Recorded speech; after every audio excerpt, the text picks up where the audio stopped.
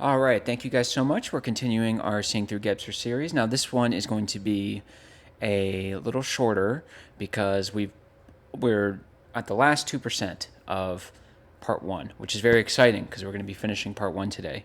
So that should be exciting for you guys. You guys stuck it out. I appreciate you guys sticking it out with me because I know this is a long series and it requires a lot. So I really do appreciate you guys staying around till the end. Now, if you haven't noticed yet and you didn't watch my last video, which was the beginning of a new series where I try to analyze the world integrally, I upgraded my equipment. So now I have a microphone, I have a nice little camera. It's nothing amazing. I didn't want to break the budget or anything, but hopefully you guys enjoy the new upgraded quality improvement. So the entire second book of Gebser, which of course we will be finishing, we're not going to stop halfway through. That would be foolish.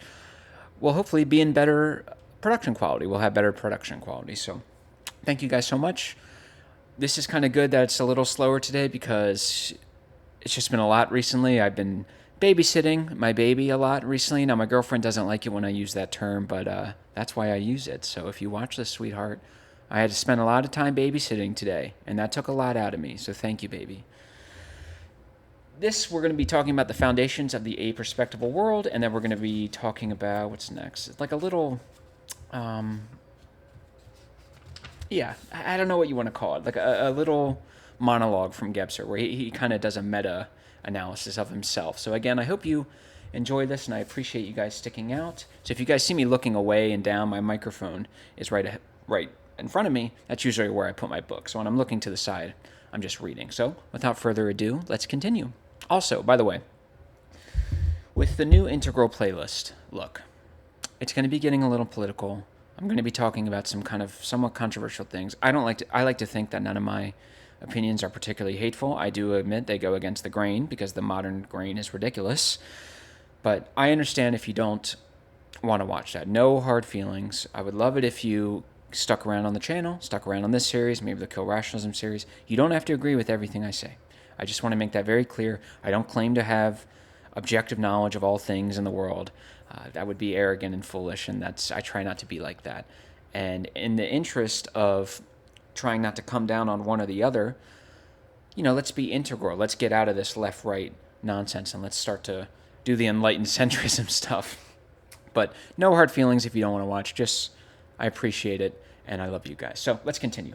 So Gebser writes, the ever-present origin complementing cross-sections. So he says, one difficulty which to some will seem insurmountable is the difficulty of representing the a-perspectival world. The world goes beyond our conceptualization. So, of course, representation, that's product of the mental structure. But we're trying to transcend the mental structure. So trying to represent the a-perspectival world in mental terms is quite difficult. And the fact that Gebser can do it so well, I think, speaks to his genius. By the same token, the mental world once went beyond the experiential capability of mythical man, and yet this world of the mind became reality. Anyone who objects that the a-perspectival world is, in spatial terms, unimaginable, incomprehensible, impalpable, inconclusive, and unthinkable, and there will be no end to such objections, falls victim to his own limitations of comprehension and to the visual representation imposed by his world. So we're going to be getting into it later in the book. But a lot of integral is actually invisible, and you can see it in science. Science, just because it is invisible, does not mean it is not real. Science understands this. The scientists understand this. It might not be visible to the eye, but mathematical and scientific formulas can account for it. So, of course, if you're a rationalist and you're confined by space and the eye, perspectivity, you rely on what's visual. You privilege what's visual. And I remember saying this, too, when I was a rationalist, too, I guess, I don't know if they were irrationalists or a-rationalists, but they would say the soul exists. And I would say, well, essentially put it on the table. Where is it? How can you be so sure it exists? I made that mistake. Don't make that mistake. Some will undoubtedly also be irritated by the talk of irrational possibilities, which are not to be confused with the irrational or pre-rational. So this goes into my Kill Rationalism series. How to argue with rationalists and why. Do not ever, if you are being irrational, don't ever concede that you are being irrational. Because once you do that, they're going to toss you aside. Don't do that. But here's what Gebser is saying. When you explain this new dimension, a fourth dimension, to someone with only three dimensions, it's going to take a while. It's going to be a little bit. As I'm sure with you watching this, you probably didn't immediately understand every single aspect of what Gebser was saying. So just kind of keep that in mind. Also, always keep everything integrally related. Keep in mind that you don't want to rush or try to will things into existence. That's mental stuff. So if you're trying to awaken integral consciousness, I'll probably do a kill rationalism video on this. Do not, with your ego, psychological ego or philosophical ego, will it into existence. You will never, ever, ever do it. And that's the same thing with integral. A lot of integral is you attuning yourself to forces and energies that are invisible, that are only half the part. It's a tension between making happen and letting happen. All right. He says, while rationalists regard everything non-rational as being merely objectionable irrationality, irrationalists regard the rational as being merely irrational. As irrational as our spatial world is in the eyes of Indians who regard it as quote-unquote Maya or appearance. So even from the perspective of the irrational, the rational people, the people who actually do understand that the whole's greater than the part and part's less than the whole, we're the irrational ones. So everyone's viewing the other side, so to speak, as fundamentally irrational, even if they're being irrational. We are not speaking in favor of this antithetical negation and rejection, but we have called attention to their respective deficient manifestations. Indeed, we have gone even beyond this and shown that even the pre-rational was not just valid at one time, but rather that its structure continues to be effective in us as one of our co-constituents, and further, that the archaic structure is ineradicable and remains ever present even today as a consequence of its originary presence. So all the structures, not only, they didn't just go away after the new structure mutated, they are still there. They are still there. Healthily channel these things and you will improve your life in every conceivable metric. Just as the magic structure cannot be represented but only lived, the mythical structure not represented but only experienced, and the rational structure neither lived nor experienced, but only represented and conceptualized, so the integral structure cannot be represented, but only awared in truth. This perception, or virition, that's V-E-R-I-T-I-O-N, virition, is then not an impossibility if the fourth dimensional coordinate system receives a consciousness character. So think about it from the unperspectable world. When the mental consciousness structure mutated, and it started talking all this nonsense about the whole being greater than the part, and the part's less than the whole, and this mouse pad is actually different and separate, and there's space between this and my microphone here. That had to be absurd to the unperspectable people at the time. The people whose entire way of relating objects to each other is either through this point-like unity, or this 2D dimensional oceanic thinking that we covered, or some sort of symbolic qualitative association through myth. Even something as simple as Socrates and man, all men breathe, Socrates breathes, must have appeared to them as absurdity, as the same, here's what it appeared like. The same feeling that rationalists have when they hear me talk about spirituality, or even worse, they hear some dumb soccer mom talking namaste and all this as she drinks her Dunkin'. That feeling that they have, and I'm sure if you're a former rationalist, you know that feeling of just superiority, that person is an idiot. That's what they feel. So know that going in when you're trying to explain a perspectivity. Know that you're breaking down their walls. Know that that's compounded by wrath. And then know that's further compounded by they just can't see what you're talking about, so they think you're stupid. It's kind of like that old archetype you see in movies all the time, where the person who's the most aware and has access to truth, if you will, they always are viewed as like a psycho. And I think Joseph Campbell actually talks about that in the myth, The Hero with a Thousand Faces. Excuse me, I almost forgot the title. But the person with an extra dimension is always going to look insane and ridiculous and absurd to those with a lesser dimension. Gebser continues. Here we would only recall that the aperspectival world, which is irrational, does not represent a synthesis.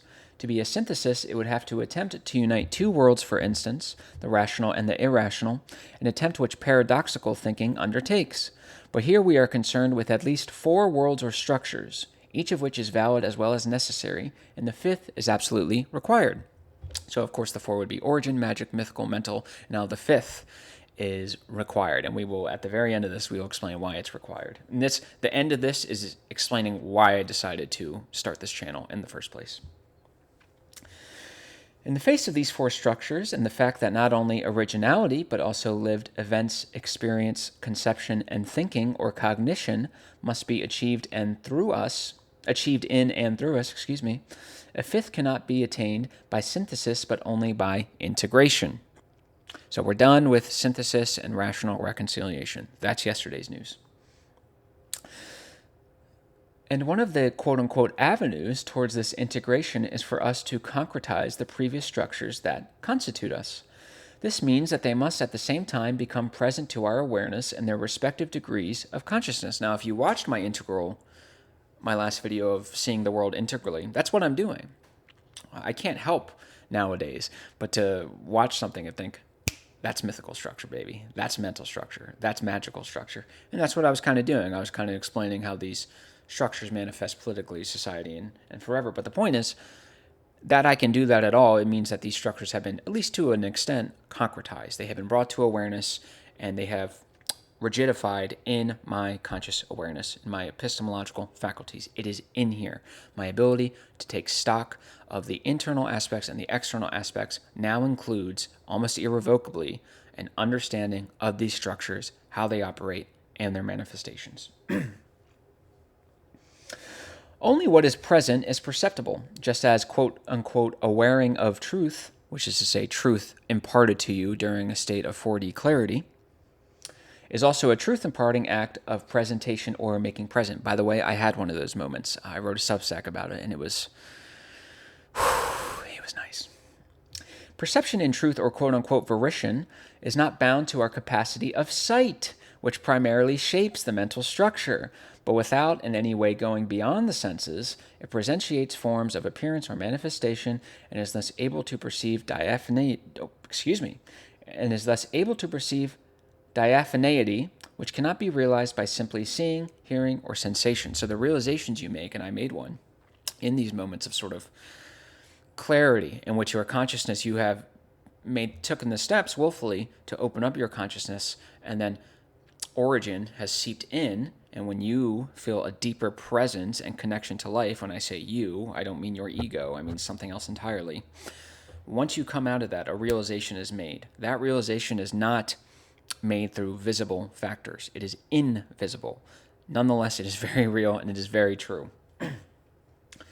Again, it should be emphasized that perception is not a supersensory process. Concepts such as intuition and the like are definitely out of place when characterizing it.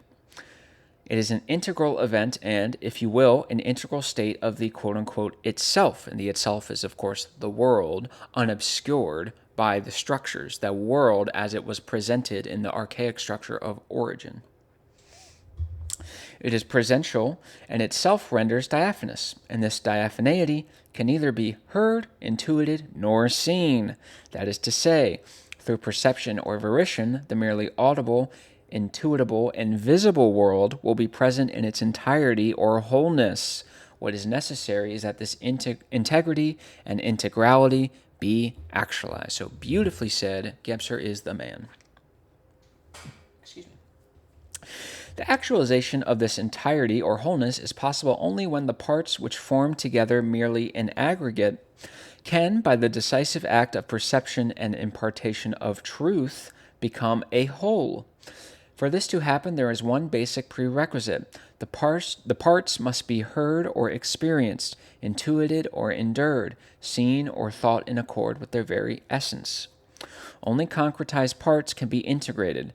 The abstract, and especially the absolute, always remain separated parts. So again, beautifully said. All right, so I'm going to skip a couple chapters, or a couple paragraphs. He says, on the basis of these findings, we were able to clarify implicitly these findings. He's just talking about the entire first section of the book, this paragraph. He's just saying, in the first part we did magic. Sure, yeah, we got it. On the basis of these findings, we were able to clarify implicitly that the previous quote-unquote time, mental time, was a degraded time. Instead of being left as a functional and constitutive dimension, directing and spatializing, it was itself directed and spatialized. So scientifically, later we're going to learn on that time, it doesn't necessarily curve space. It more and more opens up and allows it to operate. So in that sense, if it opens up and allows you to operate, it's a constitutive. It is a creator of space. Remember, space-time. There is no space and time. Space-time. Let's see. This error was unavoidable in a purely spatialized world conception. And with regard to spirit, we were able also to clarify implicitly that what has hitherto been called quote-unquote spirit was a degraded spirit seen either in psychistic or in abstract terms. An error possible only in a worldview entangled in the psyche. In a world representation, spirit has no place since it is an irrational magnitude.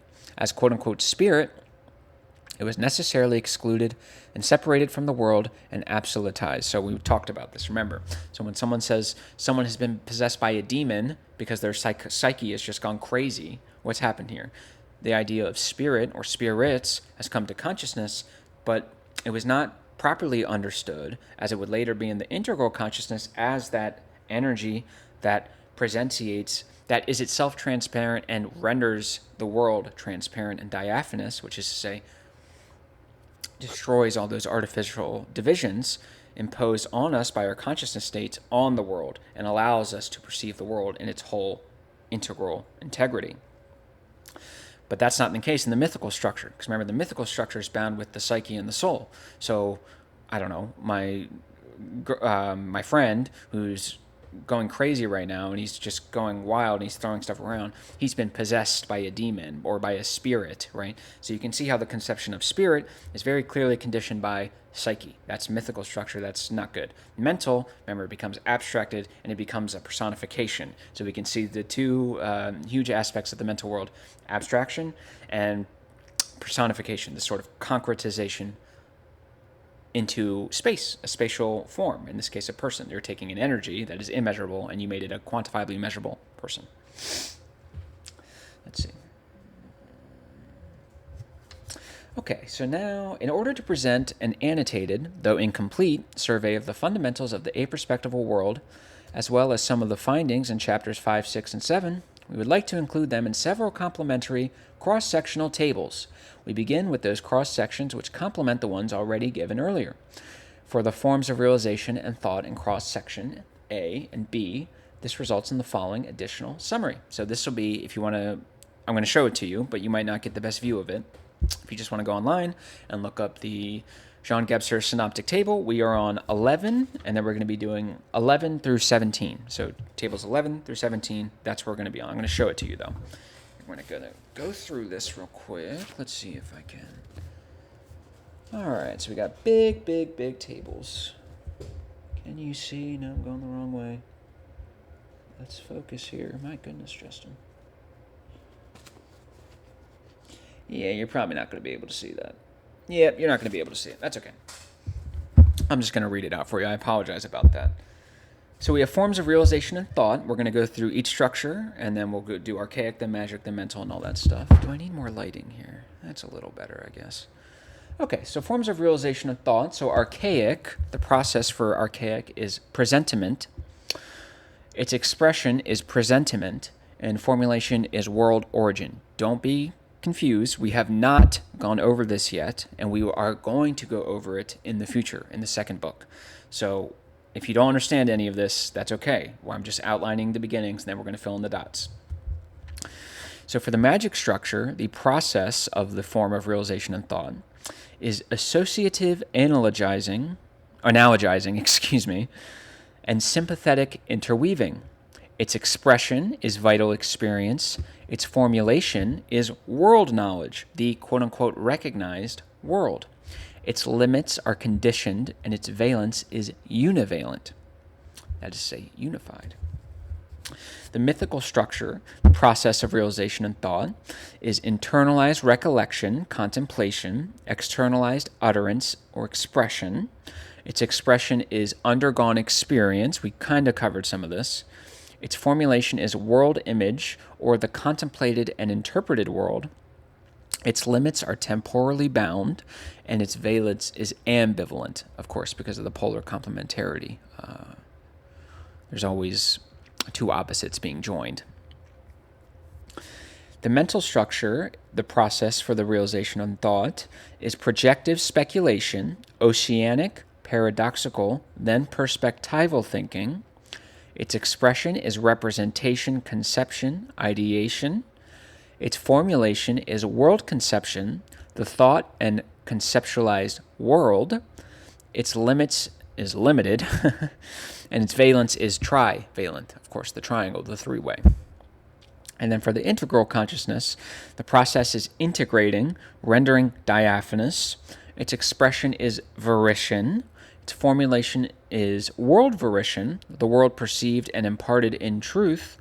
Its limits is open and free, and its valence is multivalent.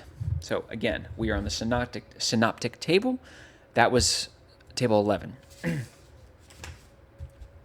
So we'll do... Okay, so we'll do, let me see, I don't know if it's going to work again. But if you can kind of see, now we're going to go through 15, 16, and 17. That's a little better than the last one. I'm going to hold it there for a little bit so you guys can see it. But that is the structure there, and don't worry, I'm about to read it out. Just want you guys to see it. Okay, so now we have 15. I guess column 15 is the localization of the soul, so where the soul resides physically in the body, I guess. 16 will be forms of bond or tie, and then 17 will be motto. So in the archaic structure, the localization of the soul is universe, the forms of bond or tie are non-applicable, and the motto is all. In the magic structure, the localization of the soul is the semen and blood, of course, because the magic structure is tied up with the vital instincts, so it would make sense that the vital instincts of semen and blood would be privileged in terms of their importance. Forms of bond or tie are prolegio, prolegere, emotive, and point-like, and the motto is pars pro toto. In the mythical structure, the localization of the soul is the diaphragm and heart. That makes sense based on our understanding of that structure. The forms of bond or tie are religio, observing, internalizing, and externalizing, and the motto is soul is identical to life and death. The localization of the soul for the mental structure, I want you to take a random shot in the dark where you think this is the spinal cord and the brain, particularly emphasis on the brain. I think that makes sense. It's almost self-explanatory. The forms of bond or tie are religion, religiar, believing, knowing, and deducing, and motto, thinking is being. There you go. In integral, the localization of the soul is the cerebral cortex, humeral. Hold on one sec. Pull this back a little bit. I don't want you guys to be afraid by seeing my ugly face too close. It's in the cerebral cortex, or the humeral. Its forms of bond or tie is praeligio, Praeeligio, presentiating, concretizing, integrating, and its motto is origin, present, perceiving, and imparting truth. So we'll continue with Gebser's commentary here. He says, we consider cross-section 15 necessary here since it complements the cross-sections 9 and 10. Moreover, it is not unimportant that we take into account the quote-unquote numinous role played by our organs in the awakening of consciousness, particularly as a residue of this once numinous or monolike efficacy is still effective in various places today. So the localization of the soul, as he says, is really an expression of the numinous aspects of our body, organs that, at least at the time, have overwhelmed us, and in turn we have attributed a power to it. We have designated semen and blood as the sole localization of soul in the magic structure because they most clearly express the original point-like dispersion of the soul over all quote-unquote points experienceable by magic man. Blood and semen were vehicles of the soul since these substances are the preeminent vital forces. The numinous property of such substances and fluids has remained effective down to our own mental era. The blood of Christ is administered in symbolic, sacramental form in the wine, and the semen has a major role, notably in the writings of the Gnostics and the notion of the logos spermaticos. That's going to be like my new album title, Logospermaticos. That's my new hip-hop name. That's my new rap group name. You guys should join. But you can see how the blood and semen in the magic structure even carries over in the mental structure, probably because there's an affinity between the two. With the mythical structure, an upward relocation of emphasis on the organs considered numinous becomes evident, a shift from the vital to the emotive sphere symbolized and designated by the diaphragm and the heart. We observed this shift as we examined the change in the individual Greek numinous concepts. As an etor, E-T-O-R, which originally denoted blood and later heart. The diaphragm, moreover, is related to breathing, and like the heartbeat, is a polar occurrence. I don't know what I ate. So the polar 2D, you can tell that the heart is there because the heart beats, and it just keeps beating. It beats, stops, beats, stops. That's polar complementarity. Same with breathing. I think that's why the diaphragm and the heart are the organs of emphasis. Let's see. The diaphragm, moreover, is related to breathing, and like the heartbeat is a polar occurrence. In the mythical sphere, it is the heart that hears and is spoken to. Sight does not yet play a decisive role. Hence, there are good reasons why mythical bards like Homer are represented as being blind. Their view of the soul does not require an eye to view the visible world, but a sight turned inward to contemplate the inner images of the soul. So in ancient myth, if you see blindness, that's because they don't need the external world. They have the internal eye opened. And finally, it is generally known that as a consequence of the mental structure, the locus or organ of so-called psychic processes is considered to be the spinal cord and the brain. The first to make this claim was Alkmaion, Alkmaion,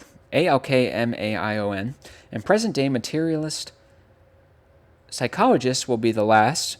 For this, they can always invoke the support of Descartes. I don't need this. I'm going to skip a couple paragraphs. It's kind of interesting, but it's not too relevant. Let's see. To the extent that we have been successful in making this mutation evident, it will be apparent that the four structures which constitute man must be perceived in their entirety as a whole. The mutations are an awakening of consciousness, and their history, as we have presented it, is a contribution toward the understanding of this awakening of consciousness. This history makes us aware of the vitality and plenitude with which these structures function. And I think this really, besides time, is Gebser's true work of genius, to go in there and to assign order to the collective unconscious and to really get to the foundations of all this stuff and then package it beautifully for us and hand it to us and say, here, now go take this and improve your individual life and the society that you live in. I think that is Gebser's true boon, his true mark on the intellectual world and on humanity. To live these structures together, commensurate with their respective degrees of conscious awareness, is to approach an integrated, integral life. And there can be no doubt that our knowledge of the particular structure from which a specific event, reaction, attitude, or judgment originates will be of aid in clarifying our lives. So anytime I get angry or frustrated, I just think that's deficient magic. I'm better than that. I'm integral. I'm not going to fall into that. Now, obviously, I'm a human being, so sometimes that doesn't work, but it has helped me. And just like working out, you're not going to go to the gym, do one workout, and turn into Arnold Schwarzenegger. But just like a muscle, with continued practice, day in day, you will start to get it. As long as you don't force things, you're going to be fine. But it must be a clarity aware of the obscure, and a wakefulness that knows of somnolence, for these are prerequisites demanded by the transparency of the integral structure. The mutations as presented also make clear that something not experienceable did come to be experienced. Something inconceivable did come to be conceived of. Something unthinkable did come to be thought. For magic man cannot realize the experience or thought of the mental structure. For merely mental man, the perceptibility of the integral structure will not be conceivable. Nevertheless, we are already in the inception of this integral structure, a circumstance that provides support for events which still seem unrealizable. So that's the thing. At first, you might get a little frustrated because you're not getting integral structure and because you can't really conceive of it because it's something new. It's something entirely Same thing. This, I think, is encouragement to not be scared of achieving integral awakening. I should say awakening integral consciousness. Achieving implies willful ego stuff, and we're trying to transcend that. But that is the way it's going. It might seem, just like throughout history, that the new way of doing things is just a fad that's going to die out. Not necessarily. As this turn, it may well be to recall that once, when the mythical structure began to pale, Greek man was faced with a proliferating chaos similar to ours today. The chaos then affected the mythical world, which had burst apart, and the threat was a destruction of the psyche. With the aid of directed thinking, the Greeks were able to master this chaos. So that is what integral consciousness can do. It can allow us to master the chaos in the world that we're facing. And if you want to know more about that, my last video on my new playlist kind of goes into that. Our chaos today pervades our material spatial world. Perhaps we can master it by quote-unquote volition. The ideas of Plato gave a fixed form to the thought contents of the soul, without which the Greeks would never have been able to extricate themselves from soul and myth. This fixation, which made the spatial world possible, was itself fixed by Leonardo's perspective. Without it, European man would have been lost in space, just as the Greeks would have been lost in the soul without the set, idealized points. Now that this spatial world threatens to come apart because the forces it has unleashed are more powerful than man who realize them, the new capability is being formed in him, which is awakened by precisely those seemingly negative powers and forces. Just as sense-directed thought, which was able to prevent the Greeks from perishing in the inner world of awakening consciousness, the soul, was awakened by the ruptured mythical circle, so too could quote-unquote senseful awareing be awakened by the bursting spatial world, a perception able to sustain us against perishing in the consciously realized external world of matter. Let's see. From the earliest times until the present, the structures have increased, and it is our task to achieve the latest incrementation for the time being by integration. When the Mexicans and their deficient mythical magic structure encountered the mentally oriented Spaniards, the magic mythical power failed in the face of mental strength. Clan consciousness failed in the face of the individualized ego consciousness. If an integral man were to encounter a deficient mental man, would not deficient material power fail in the face of integral strength? That sentence or that question is exactly why it's wanted to do this series. I'll repeat it for emphasis. If an integral man were to encounter a deficient mental man, would not deficient material power fail in the face of integral strength? So if integral man, we'll say that's Russia, perhaps. I think Russia is the next civilization to really establish themselves as the global superpower.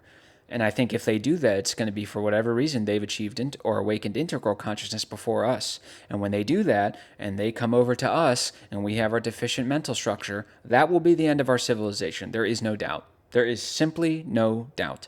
Just as the Aztecs were destroyed, so too will us. I don't want to hear this American exceptionalism stuff. In some ways we are exceptional, in some ways we are very much not. We are still human beings. We are not God's chosen people. So adapt or die. Literally, adapt or die. This is why I decided to start this series. Would not the individual ego consciousness falter in the face of the itself consciousness of mankind? The mental rational in the face of the spiritual, fragmentation in the face of integrality. It is today no longer a question as to whether quote-unquote reforms are of use. This is evident from the course of our discussion. Again, adapt or die. There is no reforming. Yet one question remains. What can man do to bring about this mutation? To this we have already hazarded an answer. We must know where we are to affect events or to let them take their course, where we are merely to, quote-unquote, be aware of truth, and where we may, quote-unquote, impart the truth. For we too presentiate the whole by realizing that we are to the same degree active as well as enduring and passive, past as well as future. Man is in the world to sustain it as well as himself in truth, not for his or its own sake, but for the sake of the spiritual present. Thank you. I love Gebser.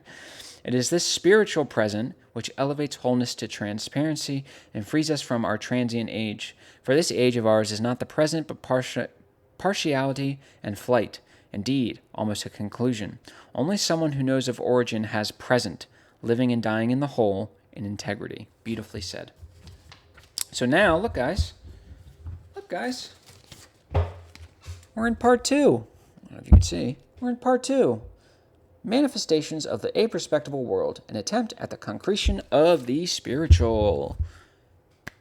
Very proud of you guys. I'm very happy, very thankful, and very proud of you for sticking around and being open-minded, because a lot of people are not. The rationalists are not open-minded. It's objective or it's subjective, and if I'm not being objectively rational, I'm being subjectively irrational. So you guys should be proud of yourself for having the stones to go into areas that were uncomfortable, go into zones and domains where perhaps you didn't know if they were going to lead you into better results, and here we are. So you guys are the best. Now in this, I'm actually going to read. I don't know what this is. There's no real, like, this says interim word. We'll get to that in the next video, but this is just a few paragraphs from Gebser, but it's interesting because he's kind of analyzing himself here, or at least himself in this process. So I was going to skip this, but I thought you guys might enjoy this.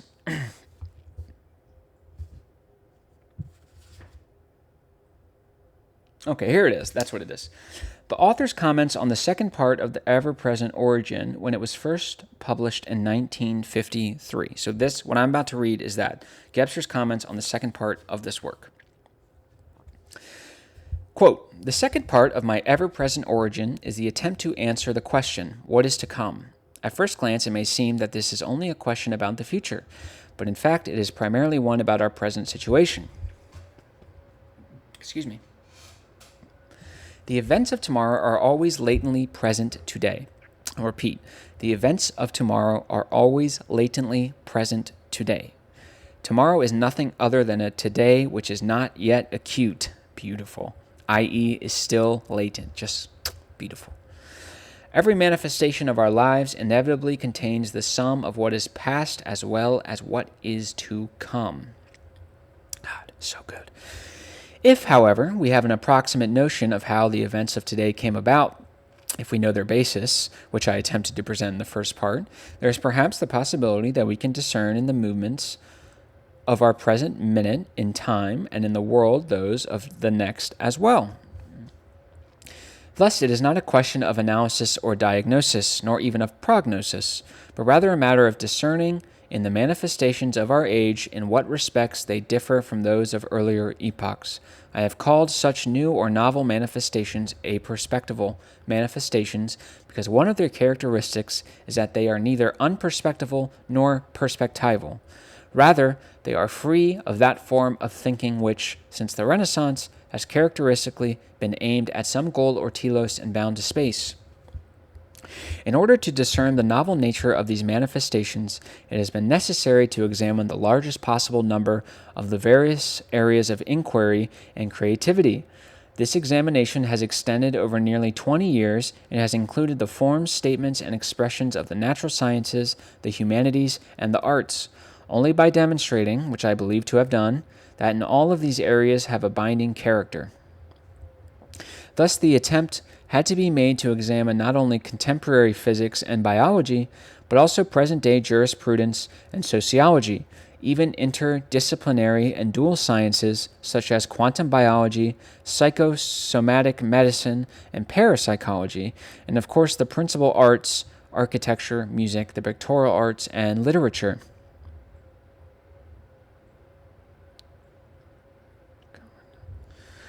This in itself was almost more than one person could reasonably take on. This is funny. This in itself was almost more than one person could reasonably take on, even when well-known representatives of the various areas gave the author their friendly assistance. So, as much as I like to think Gebser is like and I actually, in complete sincerity, I do believe he's like spiritual forces personified into a human being. And that doesn't just apply to Gebser. That could apply to Plato. That'll apply probably to Aristotle, to Heidegger, maybe even Nietzsche to an extent. So You might think that's silly, and I have no way of rationally verifying that, but I do think that even with that, he kind of went to his friends. Because I remember in the beginning of the series when he went up and asked Picasso, like, hey, what do you mean by this? And he basically explained. So he did have friends in the field that were kind of helping him out, which is obviously a good thing. Music, the pictorial arts, and literature. This in itself was almost more than one person can reasonably take on. Even when... Okay. But there was additionally the consideration that the discussion could not be carried on in the specialized terminologies of the various disciplines without being largely incomprehensible to the layman. Although I attempted, on the other hand, to avoid the highly suspect popularizing style frequently met with. So that's what Gebser's doing. He's trying to find this balance between specialization and layman. So he can get all the good stuff and explain it to you guys in a very simple way. It is my hope, to the extent that such demands can actually be fulfilled, that this second part will convey at least to the unprejudiced reader the impression that these demands have not been lost sight of. If our age were not replete with insecurity, anxiety, confusion, despair, and resignation, such an attempt as this one would not have been necessary. True. But the complexity of our situation has required a correspondingly complex examination. Even the specialists will be willing to concede this necessity. I am aware that this involves some risks, and it was of comfort, when correcting the page proofs of this part, to read the words of Xuangzu. I apologize if I mispronounce that. To read the words of Xuangzu. The sense is obscured whenever we focused only on small, finished segments of being. That's the problem with the rationalists. They want to sector off into their specialized fields. And because they're isolated, because they've limited one truth, and they don't want to integrate, they compensate. And they say, no, philosophy is literally all life. Science is literally all life. Art, literature is all of it. They always compensate. We have to be integral at some point. What is to come? I believe that I have given some indication of the answer to this question. As in any crisis, there are two possible answers to the question of its outcome: demise or transition. Based. It is my hope that the examination and the supporting evidence which I have presented may clarify for the reader that we can solve such an alternative in a positive way. To be sure, this requires cooperation. For this reason, the book itself has been written in such a way as to require a certain participation of the reader. Anyone who takes to heart the solution to our problems, and who has not forgotten that we partake every moment of our lives in the originary powers of an ultimately spiritual nature, will be willing to participate in this task. That is me. I have decided that I am on a spiritual purpose or journey, and this Gebser is connected to that. So that's why I started my YouTube channel, and I will do it. I don't care about the backlash. I don't care. That kind of like I said in my last video, analyzing politics integrally. I'm sorry. I have to be courageous. I have to do it. And I know it might upset some people, but we have to find a solution to our problems. And if it's a spiritual nature, well, then I'm going to use that to fuel me. And I'm not going to use that to not be worried about what happens if I die, because that'll be taken care of. And I'm beneath that. I don't know. All I can do right now is do the best I can, show courage, and try to push people in the right way. And if I get backlash for it, guess what? That only happens on this plane. On the other plane, it's never going to matter. It's not going to matter. That's my personal opinion. The subtitle, An Attempt at the Concretion of the Spiritual, and not merely the psychic and intellectual, is addressed to those who do not wish to forfeit in their lives the humility and dignity that are only then granted to us when we recognize spiritual values. To them, our profoundly troubled age will reveal the new awareness that today's events have meaning and can lead to a meaningful tomorrow. It is the basic concern of the present book to demonstrate this possibility without indulging in modernism or pandering to optimism. The strengths of origin and our own strength in bringing this origin to effectivity are the factors that will decide our fate. So that is where we will end it today. I hope you guys appreciated the upgrade in production value, the new microphone, the new camera. I'm very happy with it. It's not the great, no, I didn't see any reason why I should go underwater just to, especially with the baby. It just seems silly, but I came home one day and my camera broke, and I thought I can't do audio with you guys because I started with Fade. It would just be weird. So I love you guys.